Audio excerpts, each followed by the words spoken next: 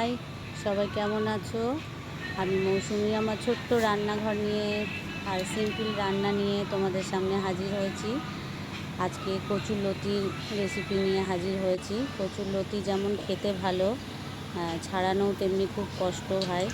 তো সেটাকে আস্তে আস্তে করে অনেকক্ষণ ধরে ছাড়ানো হয়েছে। হালকা হলুদ জল দিয়ে ভাপ দিয়ে নিয়েছি। তারপরে কচুরলতিটা এবার রান্না করব। শুকনো লঙ্কা তেজপাতা ফোড়ন দিয়ে দিয়েছি, আর টমেটো পেঁয়াজ সব কুচি করে নিয়েছি, লঙ্কা কুচি করে নিয়েছি।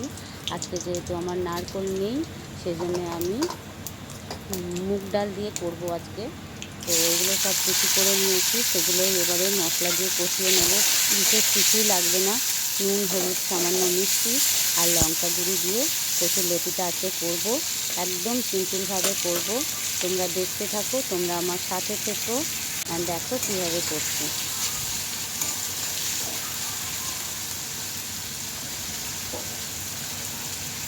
যারা আমার নতুন বন্ধু তারা অবশ্যই সাথে থাকবে, আর পুরনো বন্ধুরা তো আছেই।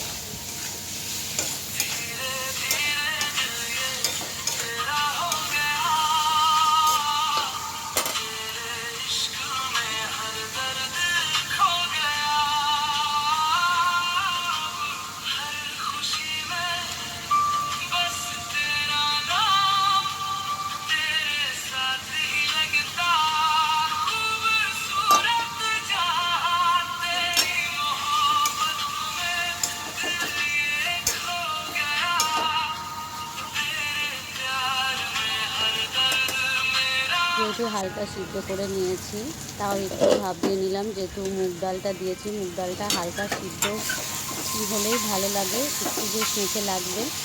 মুগ ডালটা কিন্তু আমার ভাজাই ছিল। মুগ ডাল সবসময় ভেজেই আমি রেখে দিই, ভেজে রাখলে কিন্তু পোকা লাগে না, সেই জন্য ভেজে রেখে দিই। দেখো খুব সুন্দর মতো হয়ে গেছে। এবারে এটাকে একটু লেবুর রস দিয়ে দিই, যাতে কচুর জিনিস একটু যদি কুটকুট লাগে তাহলে খেতে খারাপ লাগবে, গলাটা ধরে যাবে। ওই জন্য একটু লেবুর রস দিয়ে দিলাম সামান্য।